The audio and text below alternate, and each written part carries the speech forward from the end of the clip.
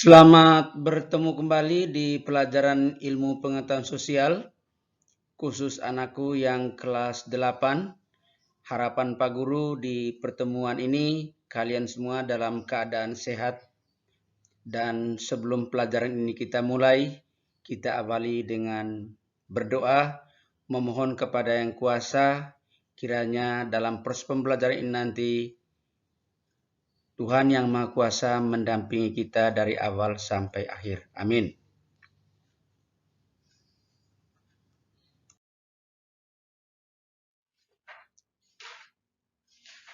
Untuk pelajaran ilmu pengetahuan sosial, tolong perhatikan di layar laptop kalian masing-masing kompetensi inti yang pertama. Tolong dibaca dengan baik.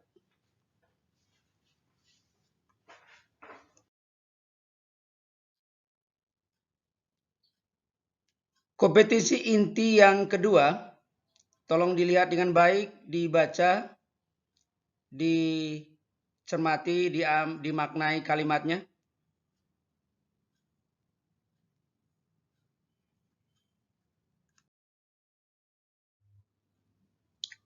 Kompetensi inti yang terakhir, di layar laptop kalian tolong dilihat dengan baik.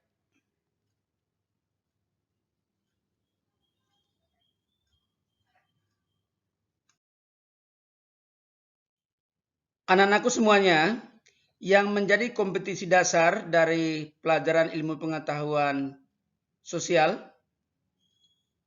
yang pertama adalah menelaah perubahan keruangan dan interaksi antar ruang di Indonesia dan negara-negara ASEAN yang diakibatkan oleh faktor alam dan manusia, teknologi, ekonomi, pemanfaatan lahan, politik, dan pengaruhnya terhadap keberlangsungan kehidupan ekonomi, sosial, budaya, dan politik.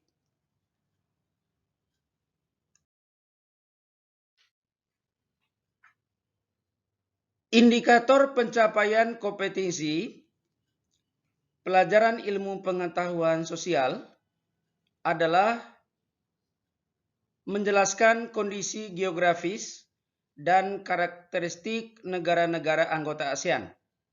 Jadi untuk pertemuan kali ini, inilah yang menjadi indikator pencapaian kompetensi pelajaran kita.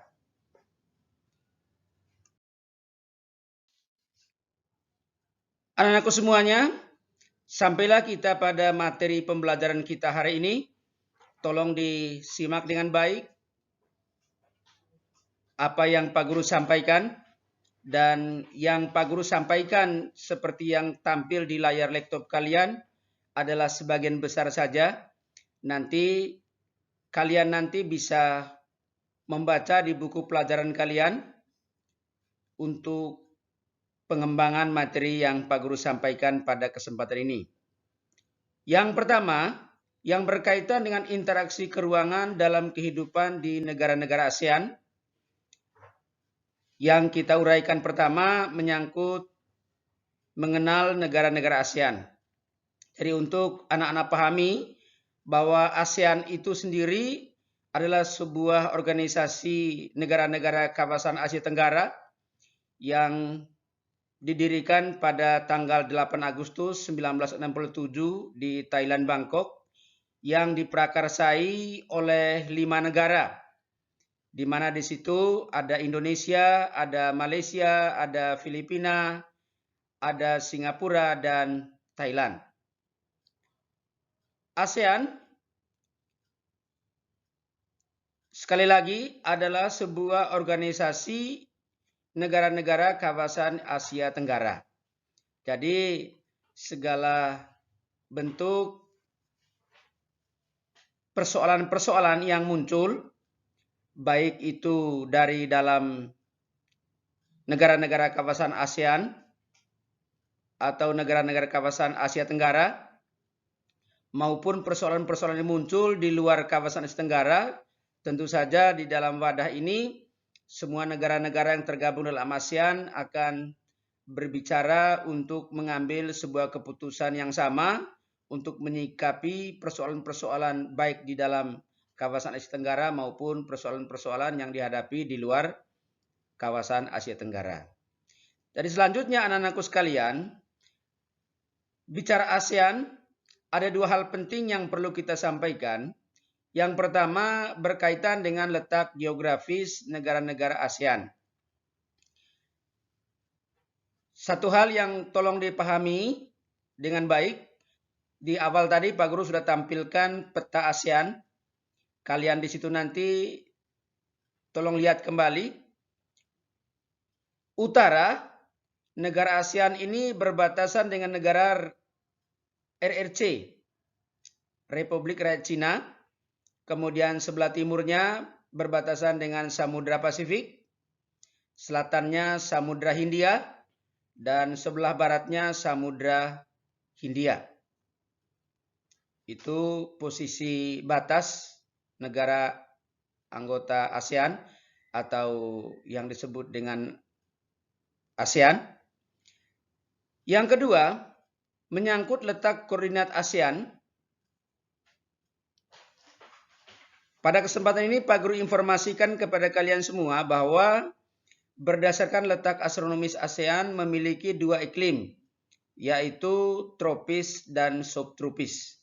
Ini pertimbangan berdasarkan letak koordinat ASEAN. Sebagian besar negara ASEAN beriklim tropis yang terdiri dari dua musim, yaitu ada musim kemarau dan ada musim hujan. Sedangkan sebagian wilayah ASEAN ada yang memiliki 4 musimnya, yaitu ada musim panas, ada musim dingin, ada musim semi, ada musim gugur. Dari musim semi itu sama dengan bunga, musim gugur itu sama dengan musim rontok. Anak-anakku semuanya, untuk pembahasan materi mungkin cukup sampai di sini dulu, dan nanti akan Pak Guru memberikan tugas di pertemuan kali ini, dan tolong nanti kalian bisa kerjakan tugas itu dengan baik.